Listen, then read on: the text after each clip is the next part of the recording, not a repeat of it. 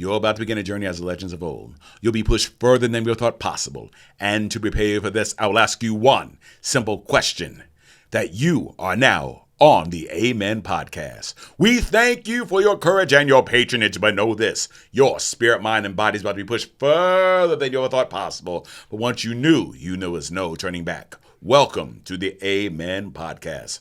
Look to the person to the left and to the right of you, for you will gain courage of them, and them from you. You will not let them fail. Welcome to the Amen Podcast. By all that you hold dear on this good earth, spectators from all around the world, we bid you to stand and fight. For this is your moment. Not tomorrow, not next week, but right here on the Amen Podcast. On three, give me three Arus. Aru, Aru, Aru, and welcome to the Amen Podcast. All right, everybody.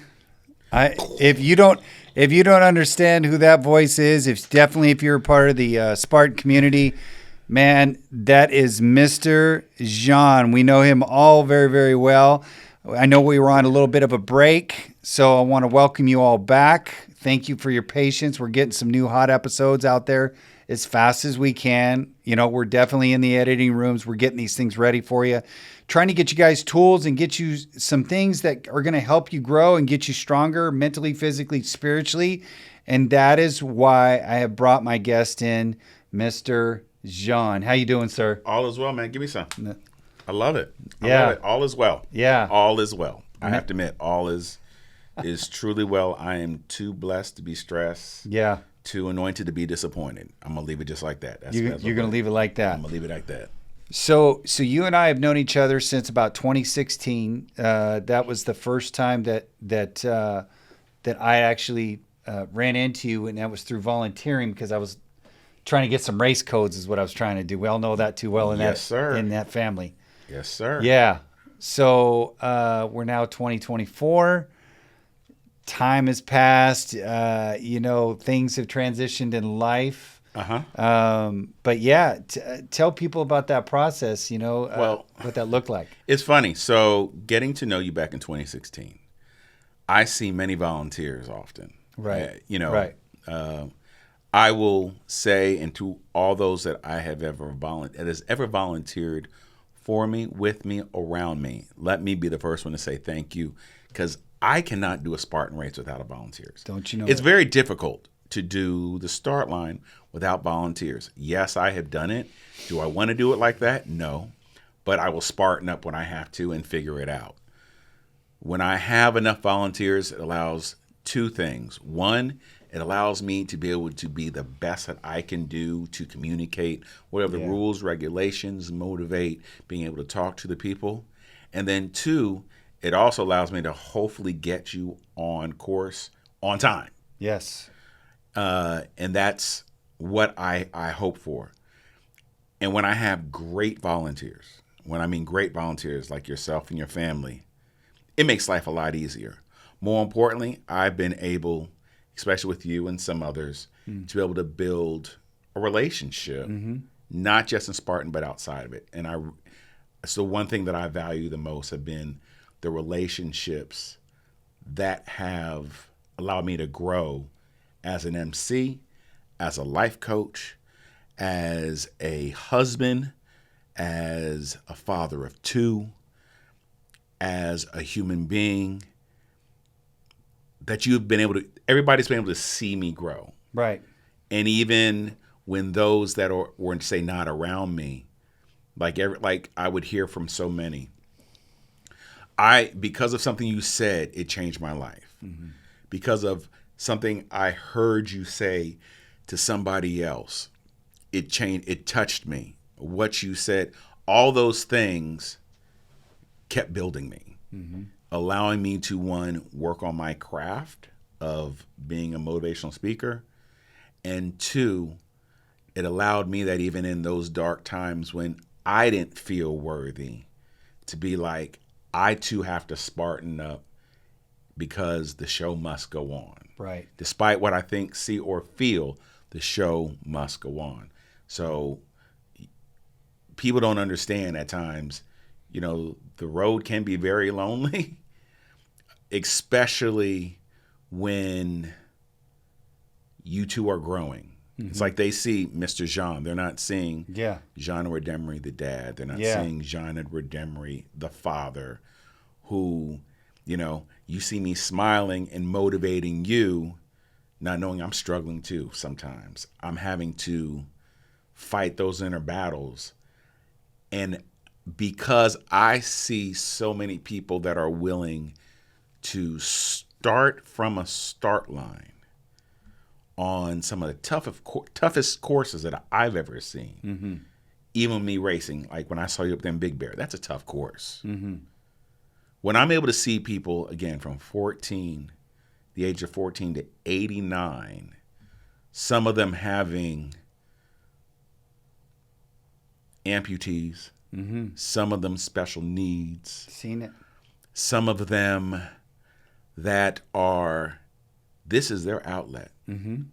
This is saving their life. It makes me have to put things in perspective, like a little tidbit for those that hear this.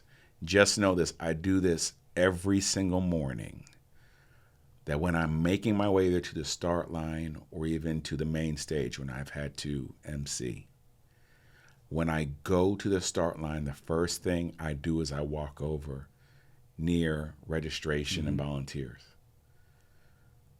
And it's always a reminder that if they can show up, so can I. Right. So yeah. So this type of relationship is something that I value. Yeah. So yeah.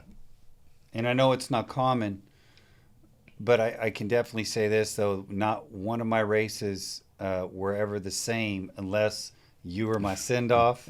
that made my race right.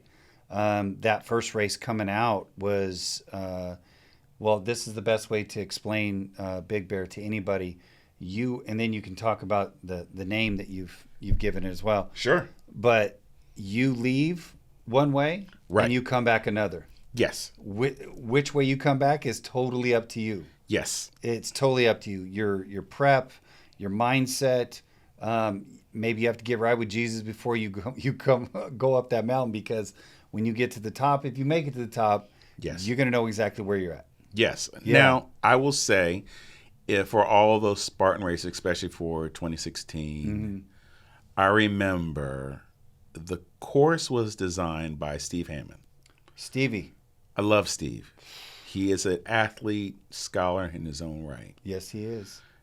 And that particular race, it started with almost, I want to say, a 75% incline. 75. Wasn't 90, it was like 75. So you were at a very crazy angle. And I called that section, the Soul Taker. The reason why I called the Soul Taker, because many people had to leave their souls right there and see if they could come back and pick it up if they made it to the end of that race. Yeah. Because one, Big Bear is at a higher elevation. Yeah. So there's less oxygen. And at less oxygen, granted, it takes 24 hours for your blood to get used to that elevation. Yes, sir. So if you drove up there that day, you've not acclimated. Decided on a whim, I need to go do a Spartan race. I just need to go do a Spartan race. Yeah. 2, most of the pro racers would get up there minimum 3 days, if not a week, prior to the race. Right. So their body and blood is acclimated for the race. Now, they may not have ran the course, but Big Bear has many mountains. So you may not have been up that mountain, but they were preparing their bodies for the upcoming race. Yeah. So if you showed up the same day, you've not acclimated, your breath is out, and the first thing you're going to start off is a 75% angle, yeah, you're questioning your life choices right then and there. It's a life choice. That is the truth, man. Because that first year that I did that, there's another preface that I have to give the men that are listening, and wives too, if you're listening as well. We welcome the women just as much as we do as men. But when you're at a stage in life, which at that point, 8 months earlier, I was training to get ready for this race. Right. Right. So I was pre-diabetic, and this is odd that I'm even having this conversation yet again. So my doc said that basically you have to change the way that you eat. You Right. have to work out. Right.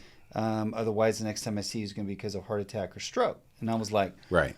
what are you talking about?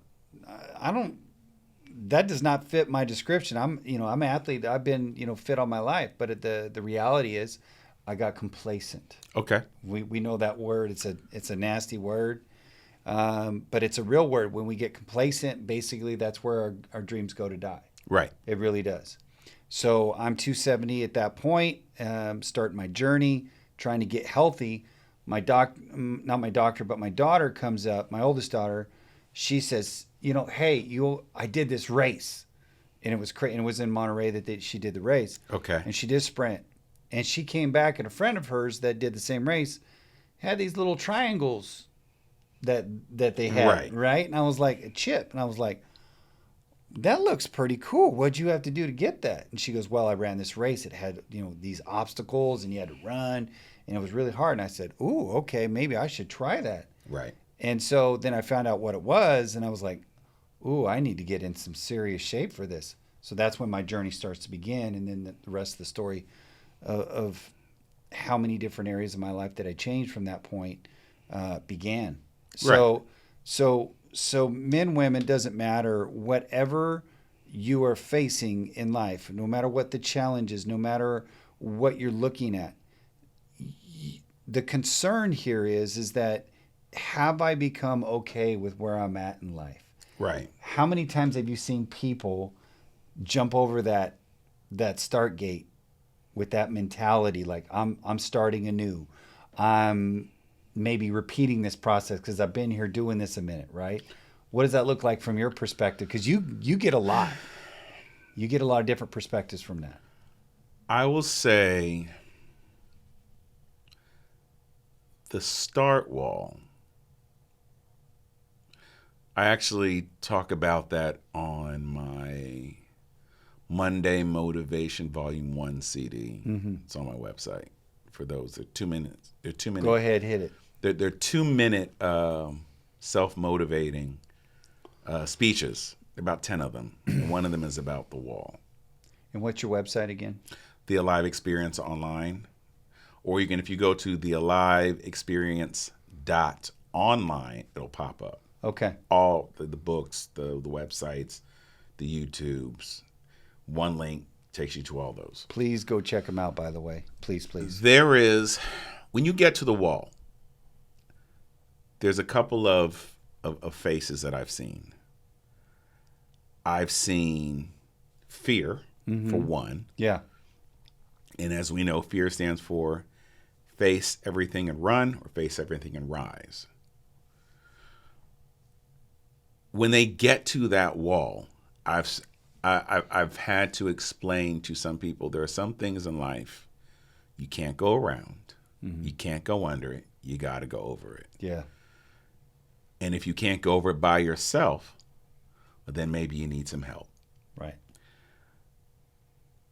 And as a MC, I can motivate you, but I cannot help you. Right. And for some people, if they're by themselves going over this wall, they've trained, maybe it's easy to go over that wall. If you're overweight and you're not able to handle the weight, then you have to ask for some help. Mm-hmm. And you're surprised with the number of people that are willing to help.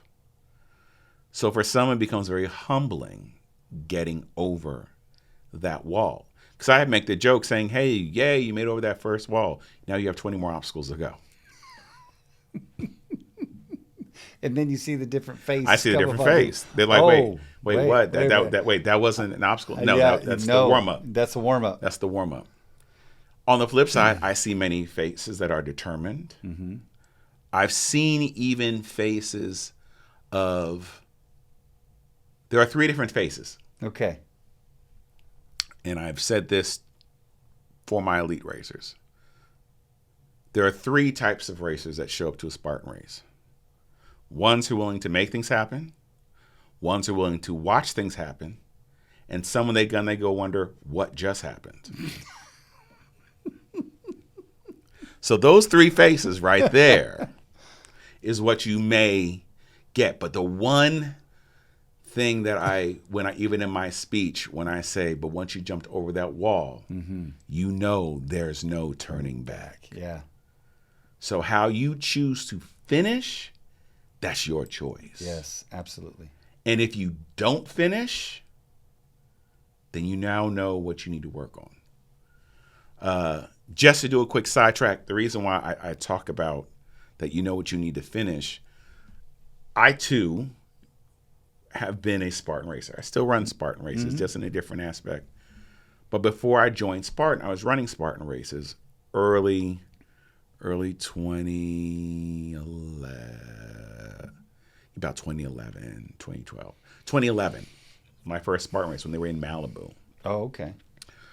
And I ran it now, and I'm going to tell you on this journey because in 2010 I did the race. It was when they were in Malibu. I tore my ACL and my meniscus on that course. My first race with Spartan. I remember going down the hill, and because they had the same course, and my foot caught a rock, and I heard the pop in my knee. When I heard the pop, all I could do was fall to the ground because I was afraid I was going to fall over the edge, Right. the angle. And I wanted to continue, but my knee swelled up. It started swelling. And I was frustrated because I had been training for this race. Right. So I thought. They took me to the medic. Once I got to the medic tent, my knee started swelling up a bit more. Now, at this time, I had a security company, and we had a security detail that day. So, because I thought, I'll run the race, I'll get my medal, I'll show up. I've got 15 people that are working for me. I don't need to be dressed. I can just be on comms. They can do their thing. I can be at the command center. Yeah.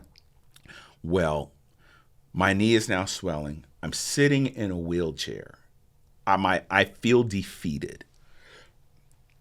And I'll never forget this company, Grit Fitness. This gentleman at the time, he was like the 2-time winner of the death race. I can't remember his name, but I'll never forget his face. And he walked up to me, and I'm defeated, my knee swelling up. He just looked at me and he said, "You'll be back." And I looked at him. He was like, "No, no, no." And I was like, because I wanted to cry. He's like, "You'll be back." Wow. And then he walked away. So they were trying to actually take me on an ambulance. I was like, "No, you ain't taking me on an ambulance because I'm not paying that ambulance bill. Ain't no in hell. Plus, I got to get my car somewhere in Malibu. I'd parked on the side because I didn't want to pay." They wheeled me to my car. Oh, wow. And I said, "No, I've got to go check in, and I will go to the hospital." Because surprisingly, where I was doing a detail was like, I had ran security for an equestrian center. Okay. And it's in Burbank, it's still there, Los Angeles Equestrian Center. And right down the way is the hospital, St. Joseph's. Okay. So I told them, I said, "Look, I promise you, I'll go to my detail. I just got to check in with them, and then I'll go to the hospital." Right. So I'm driving. Now, I tore my ACL, my meniscus on my left leg. Thank God it was not my right, because gas, brake. So I get to my detail. I said, "I had an accident, y'all. I'm not going to be able to." And so I get out. They can see my knee is swole. I mean, so whoa. And they were like, "No problem. We got you. Yeah. Do what you need to do."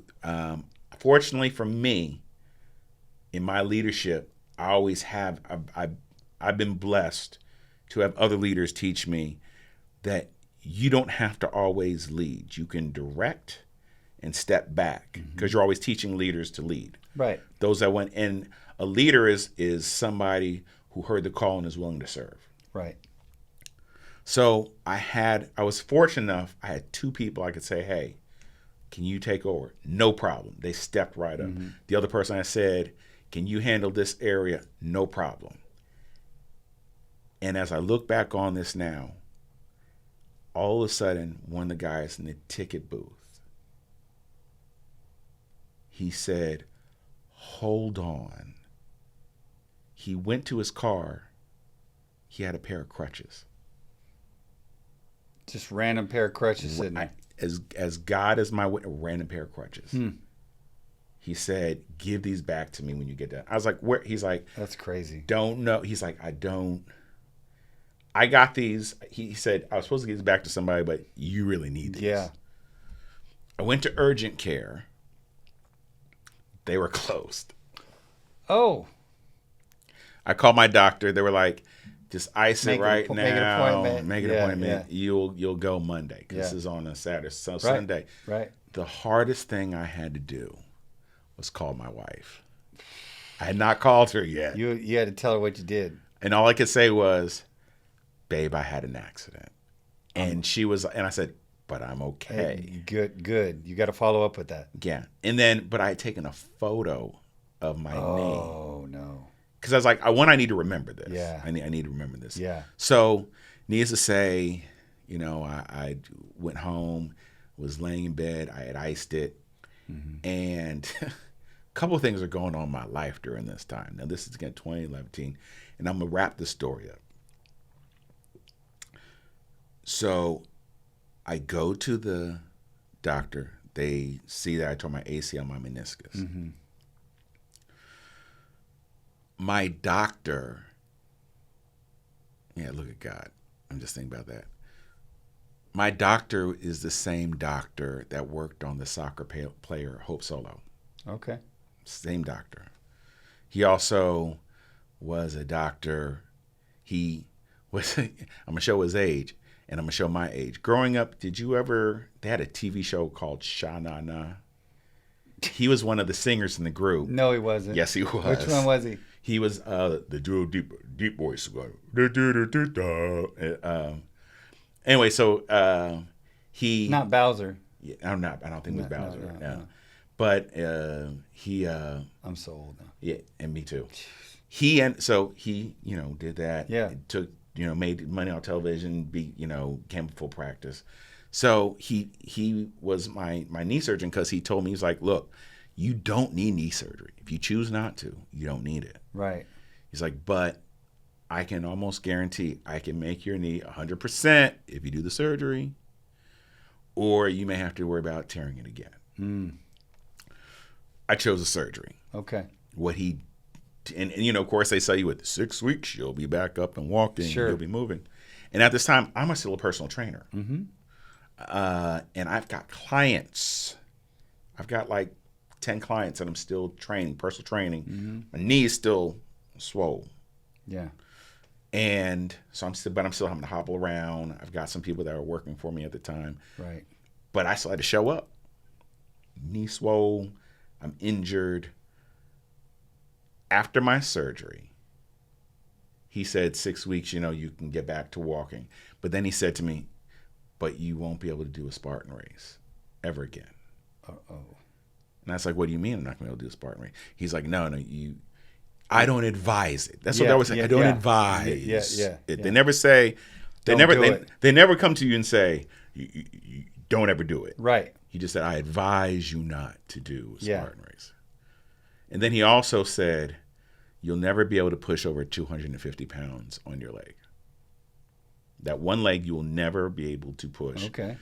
So my mind was challenge accepted. Exactly. Me being a personal trainer, I went to therapy, physical therapy. And unfortunately, at that time, Los Angeles County, and even to this day, unfortunately, insurance doesn't cover everything. Right. My insurance ran out. And at the time, I had a full-time job too, not just the personal training. Right. I was working. I have over 20 plus years of music supervision with television and film. So I was working at the time for NBC Universal. So I got pretty good insurance at the time. Right. My insurance ran out, my PT. Okay. They just said, you're done. exasperated it.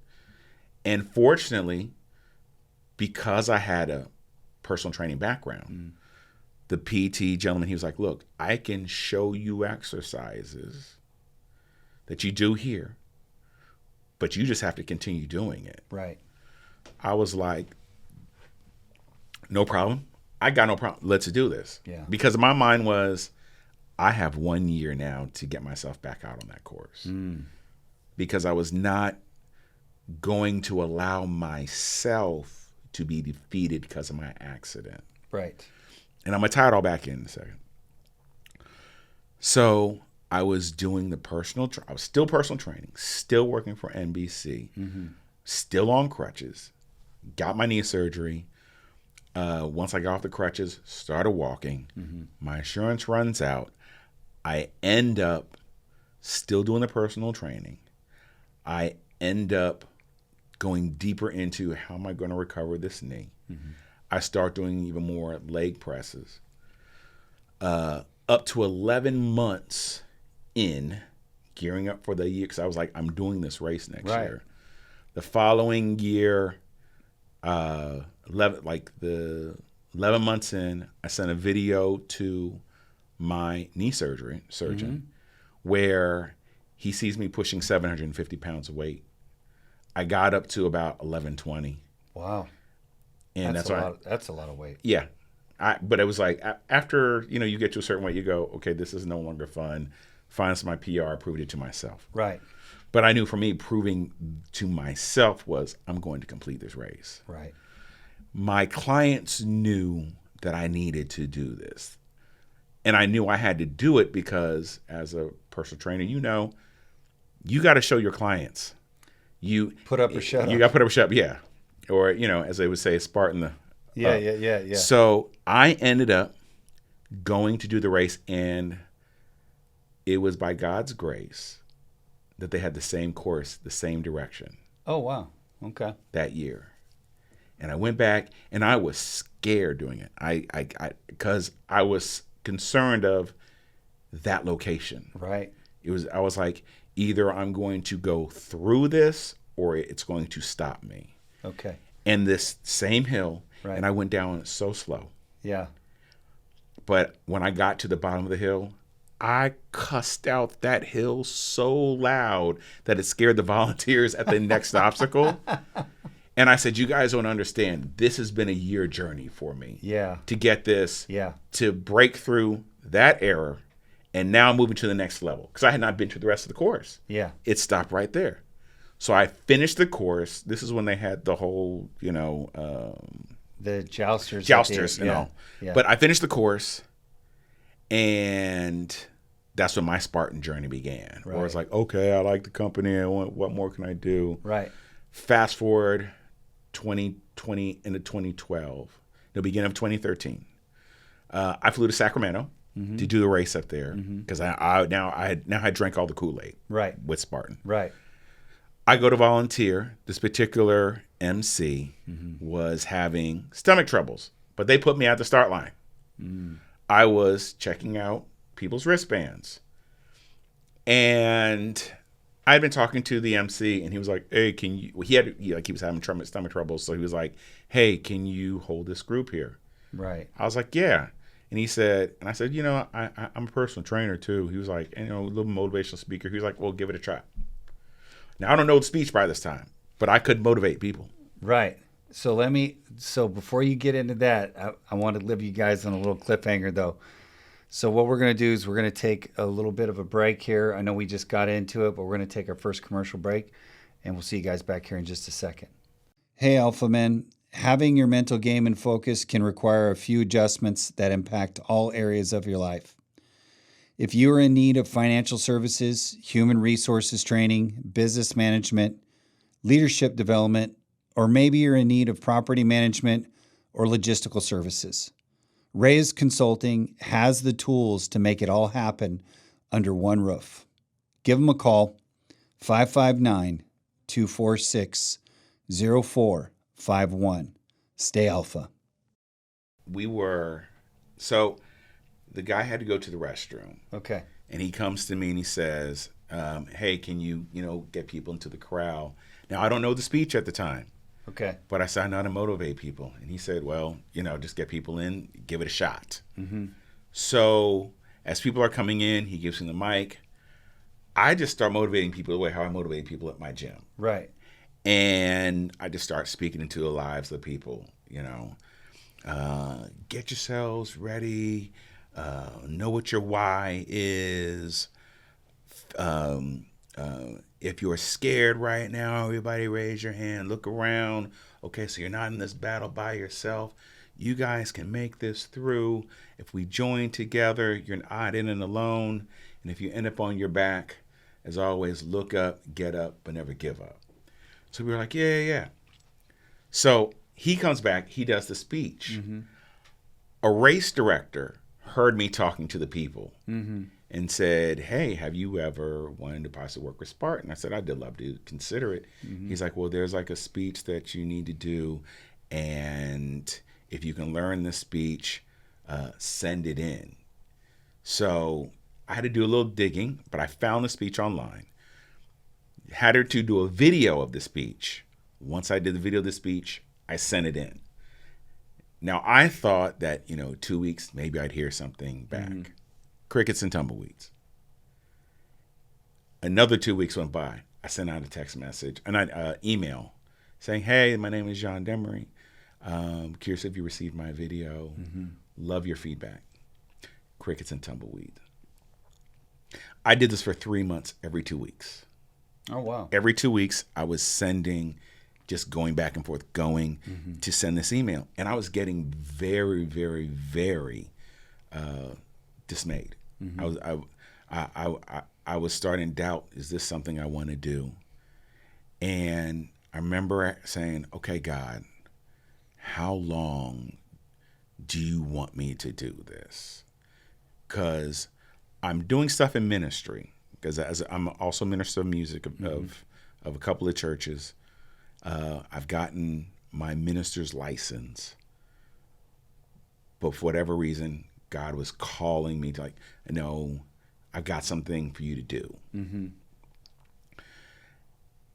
So I was like, okay, God, I'm going to keep going. I'll go for another 3 months. Now here I am, of course, telling God what I'm going to do. I said, but I'm going to be diligent with consistency. I will continue this for another 3 months. Now, I'm running with the team. I'm still doing Spartan races. We are gearing up to do a race in Vegas of this 2013. Yeah, 2013. March 2013, 2 weeks before that, I finally get an email. Hey, this is Spartan. We've seen your video. We apologize for the delay. We were going to have such and such call you. Person called me. He said, hey, I saw your video. I love what you did with it. Because I had done music and video stuff. Sure. I was like, yeah, great. He's like, I'd love to fly you out to Vegas to do an audition. I started laughing. I said, I'm already scheduled with the team to come to Vegas. He said, great. Love to have you come and interview. And we will interview you there since you're there. Just let me know when you're there. I didn't want to tell my team. I just said, I've got to be on time. Because my feeling was, if this happens, it'll be successful. But if this blows up in my face, then I want to die in my own self-pity alone. Right. So I go. So my whole team goes. I was like, hey, fellas, I'll catch up with you guys in a bit. I meet my director at the time, and I meet a gentleman by the name of Dustin Dorough. Okay. Dustin Dorough, to me, was and will always be, I think, a GOAT, to me, greatest of all time, of MCs, of his style. Right. I was emulating originally his style of what he was doing. Not all of it, because he still does stuff that is amazing to me just as an MC. Interesting. And there's that phrase saying, your heroes become your rivals. Well, this story is your heroes become your friend. So I do the speech. I was nervous, but I did the speech. The guy goes, okay. We like that. Can you read a script? Now, if you give me something to read, you're good. I can, if you say, I just need the gist of it. Yeah. So he said, go run your race. When you get done, come on back, read the script. So I'll never forget, I was reading the script. Dustin was standing in front of me with this director, and Dustin turned to him and said, he's the one. Dustin walks off. They said, okay, we'd like to offer you 3 races.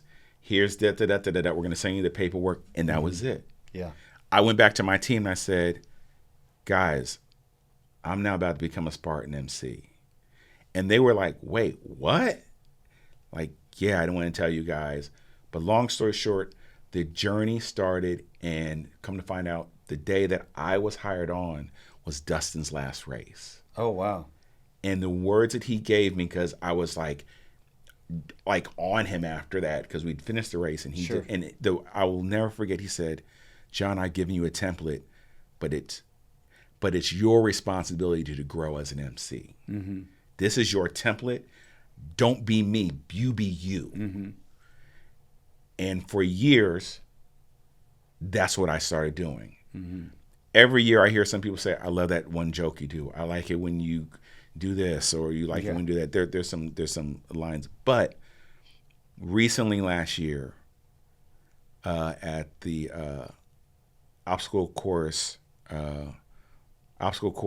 race World Championships, I had the pleasure of seeing Dustin. Oh, wow. And I had not seen him since then. Really? And it was kind of awkward for me, because I was like, oh my gosh, my hero is now here. Yeah. The person who will to the day, I will always say, he was one of the people that inspired me. Yeah. That it's like your teacher showing back up. Sure. And when he saw what I did recently, he said, I'm proud of you. Oh, that's cool, man. That's And to me, it was just like, oh my, Yeah. he was like, you did the work though. He said, there were so many MCs that came previously before you. They wanted to be me, but they didn't do the work to work on their craft to have them shine. I was just a template. Right. So, I always say imitation has been the greatest form of flattery. And I've had some MCs that have done what I do. Some still do that. But I have to look at that. That's a part of their journey. Right. They're now just some of their beginning their journey. And I'm having to learn for me to bite my tongue, because some people don't want feedback. Yeah. Some people don't want those notes. Right. And I have to go, okay. Because as you have said, I do receive those responses that, where were you? I didn't feel the energy. And I can't give those feedbacks, because as Dustin, I always would hear him in my voice in the back of my head saying, you've got to find your own voice. Right. You've got to go on your own journey. Yeah. And for those MCs, not just in Spartan Race, there are so many great MCs that I see, that I study, because imitation is the greatest form of flattery. But even Stevie Wonder said, the world's greatest songwriter is the world's greatest thief. So, and the reason why he made that statement is because you got to take a little bit to find your own voice. Right. So that's been my journey of becoming this MC with Spartan. That's how all this came about. But to tie everything back in, if I had not overcome that obstacle at the beginning and taken the journey, I wouldn't be here. I had to look inside myself and say, is this worth it? Win, lose, or draw, fail or not, I've got to see this thing all the way through to even know, was this possible? Right. So yeah, that was where I had to make decisions, not conditions. Choices. Look, Tony Robbins said it best: decisions, not conditions, change your life. And I had to decide, is this going to be something I'm going to take? And funny, 2014, I made a decision, which was the scariest thing for me, was to say yes to everything. I'm not a yes dude. That's just not my spirit. That's just, if it don't feel right, I'm going to ask questions till I can say yes, or even in business. But for 2014, we want you to do, okay. We want you to go, okay. Yeah. What'd you do outside of my contract? What'd you do? Okay. For 20, and I did it, and I learned a lot. At the same time, I lost a lot. Lost time with family. Sure. Because that's the bright side of Spartan. Downside is you're gonna sacrifice some things. Very true. Again, husband, 2 kids, you're away from your family, trying to still put food on the table, working in the industry. So when I wasn't on the road, I still was working a 20-hour job. Right. 40-hour job. Right. Using all my vacation time to go on the road and do this. But I had goals of, okay, when I'm learning here, the income that's coming in, this is going to help me and my family get to the next level. Right. On the flip side, there was many dark times because something is going to have to suffer. Something's going to break. Something's going to sacrifice. Yeah. There's going to be, and there was definitely some sacrifices along the way where I had to go, all right, I now understand. Okay. Right. I now understand. But, Spartan has been a wonderful journey. Yeah. There's still some more stuff for me to do. As I said, it's been a rarity to say I'm here 10 years, going on 10 years. Yeah. Because most of the MCs, for whatever reason, They're gone. maybe 3, Yeah. maybe 4. But it's been a journey, and I'm appreciative of the journey. I give, honestly, God all the glory because of the thing that I saw as an accident to him was just an incident. Right. It was a setup. It was a setup. Yeah. It was set up for him to show that he gets the glory. Right. So, fast forward 2018. I chose to leave NBC because I was doing so many races. Because I got to the point where it was, I couldn't. I love music. I had an opportunity every year. This particular show was Emmy nominated. But I wanted to get to the point of, I don't want to just be an Emmy nominated. I want an Emmy award. Right. At the same time, I'm involved with the church, heavily in church, minister of music, doing stuff, church paying me. But God is telling me in my ear, there's something else I need you to do. So you're balancing quite a bit at this point. Right. Yeah. And God was like, I want you to go and do this. I want you to go and work with Spartan Race. Right. And I was like, what? I want you to go and work with Spartan Race. I said, okay. Took a pay cut. But the journey alone, after leaving Spartan Race, after leaving NBC, I won 2 Emmys with an outside production. Wow. They worked with my schedule. I was able to grow and work on departments, building departments for other music companies, and still do Spartan. But if I hadn't taken that leap, I would not have gotten the 2 Emmys. And now my goal right now is, even with Spartan, is to become an EGOT winner. I want an Emmy, Grammy, Oscar, Tony. That I know is coming, but I had to take that jump. Right. I definitely had to take the jump. And then within that process, it allowed me to start working on the book Transparency, 12 Weeks to the New You. Yeah. Yeah, you beat me to the punch on those. I was trying to get there. So before we jump into transparency, one of the questions that was looming in the back of my mind was, okay, so we've got everything that you're balancing. You've got a bunch of transition going on in your life. Yes. Okay. So 2 kids and a wife. 2 kids and a wife. Right. So how do you balance, because we know in ministry that, you can look at your job, your ministry job as a job, or you look at it as a point of service. Right. And it can be both as well. Right. So how did you spiritually, as a man, balance your personal walk, the overseeing of that leadership in your home, with your wife? What did that lay of the land look like for you in that? I didn't. You didn't? I did not. Okay. So what did that look like for you? Straight hell. I got to a point where everything came to a head during COVID. Everything came to a head of COVID. Okay. When it is difficult for you to have goals and aspirations and to be able to balance a family because something has to give. Does. Patience, commitment, sacrifice. Patience to know, okay, I'll eventually get to the goal, commitment to the goal, but something has to sacrifice. Yeah. And I give 100% of my journey to where I am is because of my wife. I believe that. She's the MVP. Yeah. Yeah. I have 2 wonderful kids. They are smart. They are wonderful.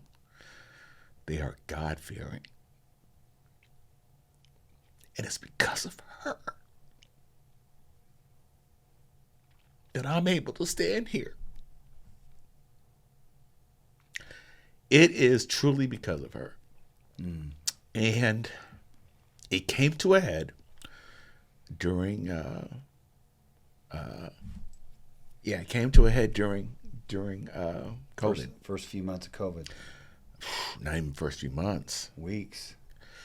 You know, when you're on the road, and I know some men and some women have felt this. Tis the reason why I had to be honest after writing a book about transparency of doing the work. That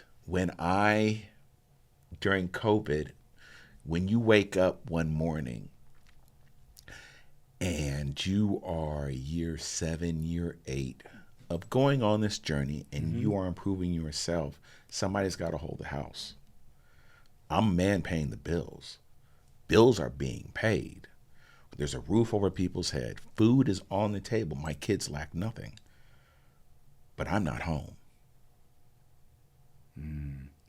I'm working and I'm writing and I'm meeting people and I'm doing music and I'm doing the best that I think I can do. And you wake up one morning and you realize that while I've been away, life still has had to go on. And she's had to be a mom. They haven't had a dad.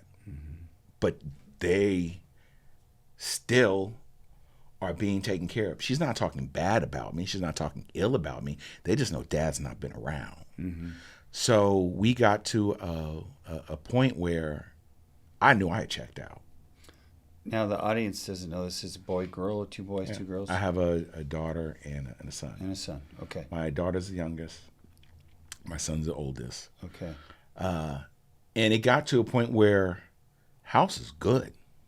House good. Kids wouldn't know any difference. Financially straight. Everything's good. They wouldn't know the difference. Right. And my loving wife is running the house. She's doing her. She's running like a military wife does on deployment. Correct. Basically, it's Correct. it's exactly that. Yeah, You know? she's doing it. Yeah. She's doing it, but we're not connected. Oh. We're not connected. Okay. And here I am being a God-fearing man who's studying transparency, having to sit and deal with the fact that,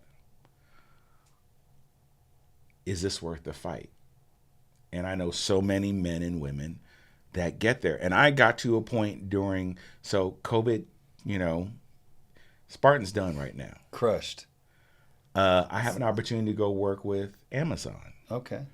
Overseeing leadership over there. Okay. So I'm still able to motivate people, run a department. I'm working with a company that is dealing with, at the time, for like 2 weeks, we had like 80 routes. Okay. So sometimes I'm having to jump in a van and deliver packages. Oh, wow. Working with people. But that to say, my wife and I are still at this present time where she's running the house. As you said, she's a military wife. Yeah. But I'm at this moment checked out.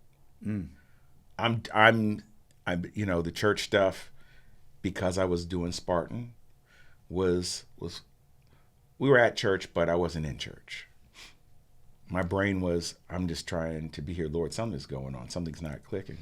So you got a relationship with Jesus, obviously at this point, but the comms were a little bit down at that point. Oh yeah, no, my Excuse me. no. This was, and I talk about this in the book of like week 6. Mm-hmm. I love myself enough to, you fill in the blank.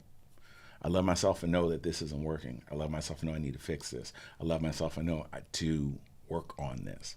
Right. Yet I was in a place where we were like, we are going through the motions. We're going through the motions. And I hear that, and I got to the place where I said, God, I don't know if I can do this anymore.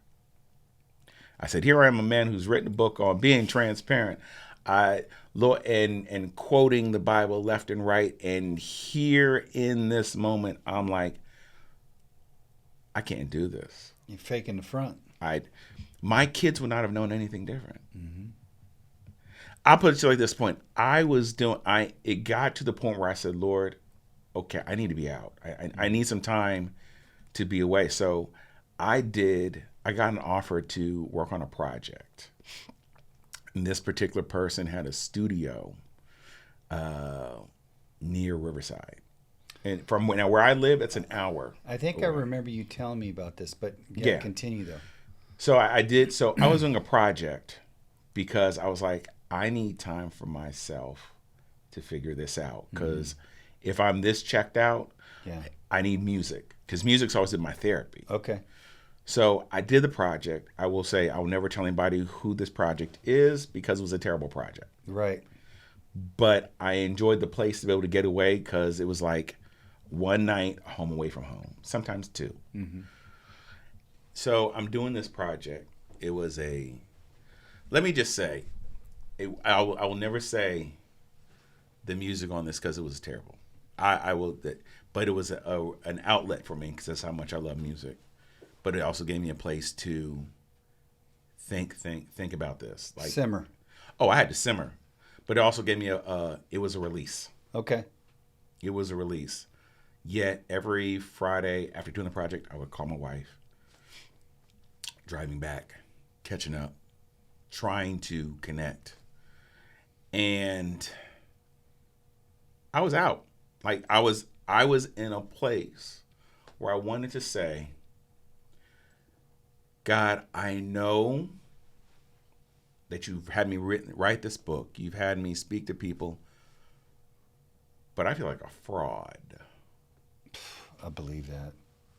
I feel if I can't fix this as a man over protecting my family, providing for my family, Sure. as a man, Sure. I don't know if this is even fixable. And I said, God, you got to show up and show me. Mm. And I had talked over some of my friends that had been divorced, and some of them were because I was trying to gain understanding why men had gotten divorced. What was the breakdown before I did the same thing? I need to understand before being understood. And I'll never forget, my wife and I were having dinner, and she turned to me, grabbed my hands, and said, I want to let you know that I apologize for my part. And I broke down and started crying. Oh my gosh. That is a brick wall, man. Because you have no idea what's coming. You have an idea, but you're like, where's this train wreck going? She just said, I apologize for my part. That's all she said. She said, I realize that she's like, I realize you've been trying, and I feel like I haven't been doing my part. And it hit me like a brick wall. And after that, I just said, okay, so I apologize for my part. How do we move forward? And that was it. You didn't trade blows. You didn't do Nope. that. Hey, this is yours. This Nope. is mine. Nope. Which most people do. Right. It Yeah. was, I apologize for my part. Yeah. I apologize for my part. Right. And my question was, how do we move forward? How would you like to move forward? Wow. And now I can say we celebrated 21 years. Last year, I surprised her because every 7 years we thought we would, do a vow renewal. Mm-hmm. Some people do it every 10, Yeah. 20. We do it every 7. Okay. And I didn't tell her because we did it early. And Number we of did God. with friends. Yeah. And surprised her with a vow renewal while we were on vacation. Mm-hmm. And it was a surprise for us because it was like, look at God. Look at God. It hits you sideways, both of you. Look at right? God. Right? Look at God. Because we didn't think that if you would ask me a year before that, Ain't making it. Nah. Ain't making it. Yeah. And if it wasn't because also too, I knew the steps of being able to say, okay, I need to get back to this book that I'm not just an author. I am a client of its own and really working the steps and being honest about it and being transparent with myself and being transparent with working through the steps. Yeah. And they always say, like, if you've been broken, if you know those triggers, if you've been through therapy, if you've been working on therapy, Sure. then you should know what to do. Mm-hmm. Knowing what to do and acting on what to do are two different things. Mm-hmm. Knowing and doing, two different things. Yes. And the minute that I started doing what I needed to do and finding those scriptures to help me do what I needed to do. Right. And to hold myself accountable and forgiving myself through and working the steps of my book brought about the 3rd edition of Transparency. Of really changing this book. Because just segueing, the book Transparency, 12 Weeks to the New You, started back 2011. I wrote the book, the rough draft, sitting at a bar at a Cocaine Anonymous retreat in Palm Springs. I've never done cocaine. Mm-hmm. They hired me to do karaoke for them because they knew of me of being an entertainer Right. and being an MC. Right. And for years, I was going to this festival. They paid for me. I did it also out of the kindness of my heart because I saw people in recovery. Sure. And I also wanted to know their journeys. Mm-hmm. But I had a place to go for a weekend and entertain people and make a little bit of money. Not a lot, because I always gave back to the organization. Yeah. But I was sitting at the bar, and this older gentleman, Ray, we were talking, and I just started jotting these thoughts. Mm-hmm. Ray was like, "What are you writing?" I said, I'm thinking about doing this book about looking at yourself and getting deeper understanding. And he said, "Well, that's a good idea." And now, with everybody that's been buying the book, thank you. It is available on Amazon, 12 Weeks to the New You. You're able to take a journey that's easy to understand, yet sometimes a challenge to accomplish. Trust me, there are some people that have been able to do 12 weeks. They understand it. They've been able to move forward. Some people, it takes them 6 months. Right. Maybe it takes you a year. But those that are taking the journey, as the book has evolved, so have the people and the understanding and the questions and the answers of the book. They've evolved also. Right. If you got the first book, you automatically get the third book. You get it free. Right.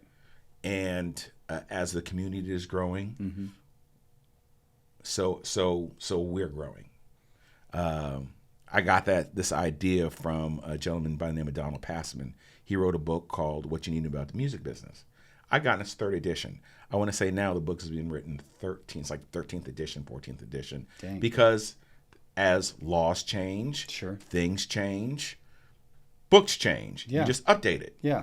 This was a way of me being honest and truthful that the answers I may have had before, they're not the same answers then because everything is evolving.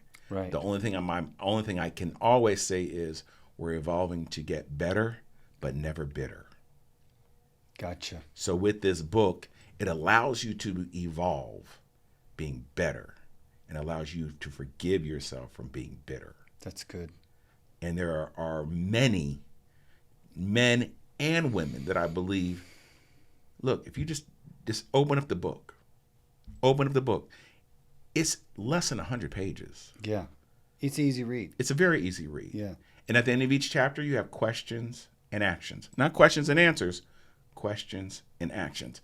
The first couple of weeks are very easy to do because if I give you something hard to do up front, a lot of people drop off. Some people have read the book and they're like, oh no, this is really, really good. When they start getting to week 4, week 5, when we start getting into halfway through it, like week 6, 7, that's where the work really, really starts to go. Right. And I will tell everybody in this book, you do have the opportunity to stay on one chapter or stay on 1 week. Right. If it takes you 6 weeks to get through week 3, that's okay. Because it is a journey. This is not, you got to do 1 week. This is not like a school system. I want you to master the step before you move on to the next lesson. Good. Good. So I now even created a workbook with it for some that want that's to do good. that. That's If good. you need it, so you can journal and you can always go back to reflect. Because with moving toward your future, sometimes you just have to reflect on your past. Not to try to define it, but to see it for what it was at that moment, learn from that, and move forward from that. Right. There seems to be, and I'm finding this out, and for all those that are listening, if you are doing the same thing over and over that you know that's hurting you, that's not benefiting you, and you're saying, well, it should change. I believe this is going to change. I mean, if you're, I just use food for an example. If you're drinking soda every single day thinking you're going to be able to have a healthy diet, you're probably not. Yeah. It's been proven. Yeah. You're not. Yeah. Yet, if you are having life choices that continually trigger bad things for you, and you've accepted it knowing it's not good for you, then it's time for you to possibly maybe consider some alternatives to have a better outcome of what you want to do. Right. A better life. So Right. these are the things that we go through within these 12 weeks. Sure. I mean, we really, really, I cannot stress it enough. And in fact, I'm just going to segue this really quick, and Gotcha. then I do want to put this out for all those that can hear the sound of my voice. I'm gonna look at this camera right here. If you can hear the sound of my voice, I really challenge you to become the best version of you. I want to challenge you to be better, not just for yourself, but for your community.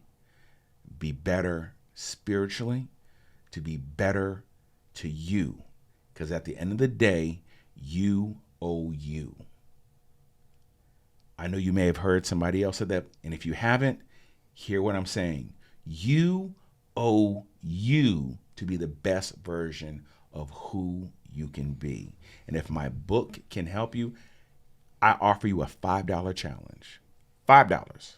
$5. I call 5 good dollars. If you drink coffee, at Starbucks or wherever, it's probably more than $5. Unless you drink coffee at McDonald's, that's $1, but I got $5. If you do tea, it may be $7, but I'm offering you for $5. You give me 2 weeks, for $5. If you like it, great. I'll tell you the rest of it. If you don't, I give you the book for $5. You can take the journey with me. I can take the journey with you. You can take the journey with our community. But I promise you, you will not be the same. That's all right, man. Thank you. Thank you. That's so much to digest. I will say that, get this last little part in here before we wrap this up.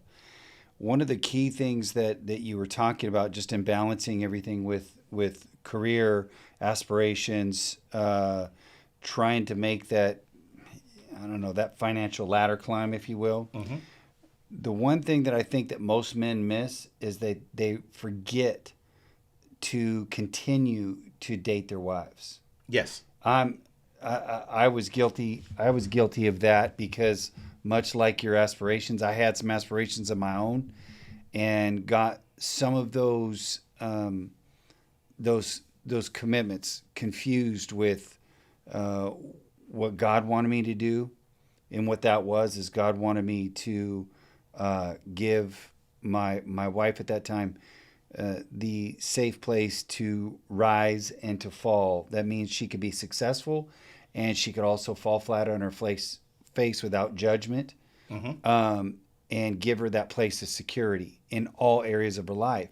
Mm-hmm. But one of those areas that we tend to miss is that dating aspect. Okay, so men, if you hear me anything that I have to say today, please hear this, and that is do not become complacent in any area of your life, whether it's spiritual, physical, mental, relational with your wife, because it will come back to bite you. It does. As we've heard in today's episode. Oh, man. Yeah.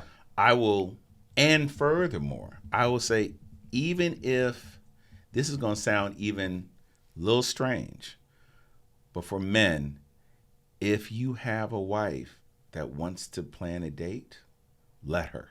Yes. Let her. She will check your schedule. She will work with you. Mm-hmm. Because remember, this is a team effort. Team is huge. Team. It's not ego. This is we go. That's right. And with a team effort, you understand somebody that's got to fall back. Mm-hmm. Just as you said, your wife, your partner, mm-hmm. They will be you. They can be with you from the womb to the tomb till the wheels fall off, mm-hmm. or you will see what capacity they can handle. Because unfortunately, if they're not your partner, everybody's not. They're built for certain sections of your journey if you choose to let them. Right. And if your wife or your girlfriend wants to plan it. Let her plan it. Do you know why? One, you get to see what they like, and two, you want to see if they were listening about you. Right.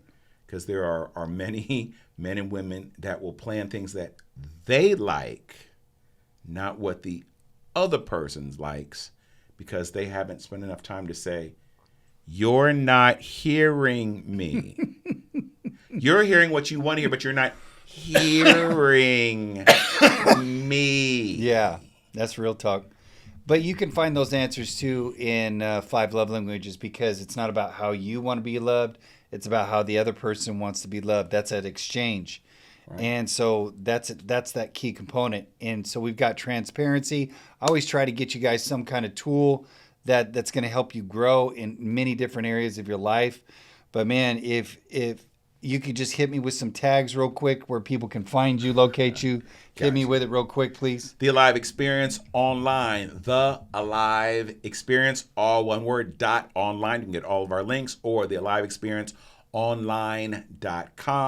You can get us on Instagram, Facebook, the Alive Experience. Those two, all one word. And of course, if you love the podcast, this one, I also have Transparency. What's Your Story with Mr. John? And now I've started a new one also called the TAE. It's where we're just talking about life in general. And as always, my man, thank you for having me on. No, man, thank you. Thank you for making the trip. I appreciate you so much. Well, insight. I got one for you. I saved the best for last. Okay. I want to let you know that this trip is sponsored by a private and secret donor. Oh, wow. Okay. I'm not here because they're like a gift angel. Yeah. And they want to let you know that they support you. Oh, wow. They support the vision of this podcast. Yeah. And they want to see you succeed. And they felt it was so important that they covered my flight up here. And Wow, man. so I just want to let you know that's hardcore. there are people here in this fight that Yeah. are truly supporting your vision. That's good. I just want to let you know that. I want to let you know that, man. Hit me So, with that. That's insane.